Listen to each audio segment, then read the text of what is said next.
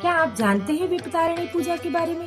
एक ऐसा व्रत जिसे बंगाल की महिलाएं बहुत ही धूमधाम से मनाती हैं। बंगाल नहीं बल्कि बंगाल से सटे हुए अन्य राज्य जैसे झारखंड और उड़ीसा में भी इस पूजा को बहुत ही धूमधाम से मनाई जाती है। तो चलिए जानते हैं कौन है यह माता विपत्तारिणी, कब की जाती है इनकी पूजा और इस व्रत से क्या है लाभ। छोटी सी एक कहानी है विपत्तारिणी माता की। विपत्तारिणी माता माता दुर्गा की ही रूप है, जिनके बारे में ऐसा माना जाता है कि माँ विपत्तारिणी की पूजा करने वाले लोगों पर और उनके घर पे कभी कोई तरह की विपत्ति नहीं आती। इसलिए महिलाएं इस व्रत को बहुत ही निष्ठा के साथ, बहुत ही श्रद्धा के साथ करती हैं। यह पूजा आषाढ़ के महीने में की जाती है, शनिवार या मंगलवार को। तो अभी आषाढ़ के महीना चल रहा है, आपको बहुत से जगह पे विपत्तारिणी पूजा देखने को अवश्य मिलेगा।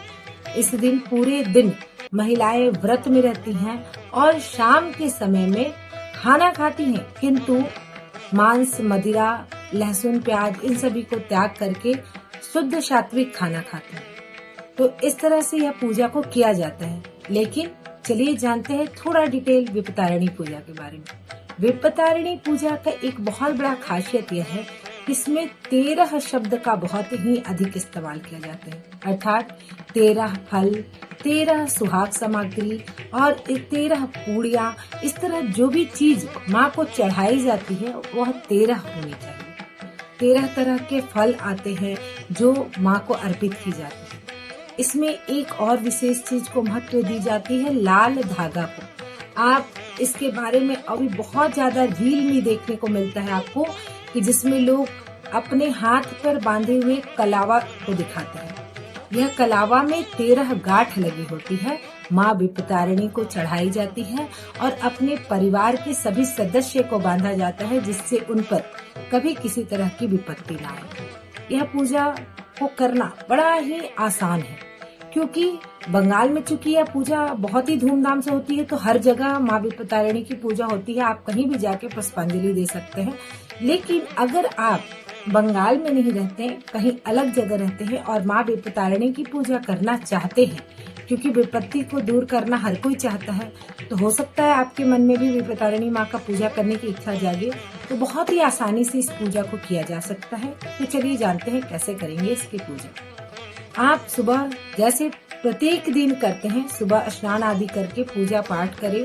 सुबह से ही व्रत में रहते हैं लोग, निर्जला या फिर आप फलहार, यह आपकी क्षमता अनुसार होगी कि आप कैसे व्रत कर पाए। फलहार पर भी यह पूजा किया जाता है, क्योंकि अपनी क्षमता अनुसार ही लोग पूजा करें। सिर्फ श्रद्धा अच्छी होनी चाहिए, श्रद्धा पवित्र होनी चाहिए, बाकी अपनी क्षमता अनुसार आप करें। तो जो लोग फलहार करेंगे वो सबसे पहले स्नान आदि करके माँ दुर्गा का पूजा करें। वहाँ पर 13 फल को, अगर आपके पास 13 फल मिल पाता है तो बहुत ही अच्छी बात है, 13 फल अर्पित करें। अगर नहीं मिल पाता है तो आप 5 फल भी अर्पित करें।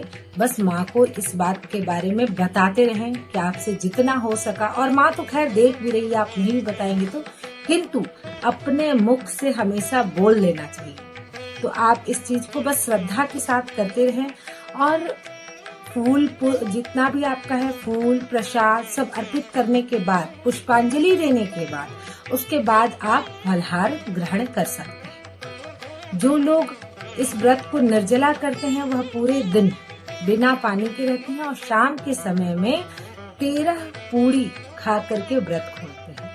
यह 13 पूड़ी खाना थोड़ा मुश्किल होता है, इसलिए लोग अपने दिमाग लगा करके छोटी छोटी पूड़ी साइज का बना देते हैं और खाते हैं, लेकिन इसमें 13 का बहुत ही अधिक महत्व है। तो अब बात आती है कि इसमें 13 का महत्व क्यों है?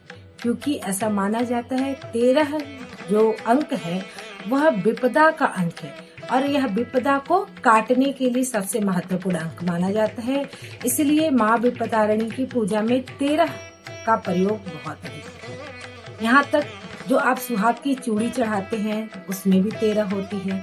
सुहाग की जो सामग्री होती है वह कुल मिलाकर के 13 किया जाता है। हवन आदि करने के बाद इस पूजा को बहुत ही निष्ठा, बहुत ही श्रद्धा के साथ बंगाल में मनाई जाती है।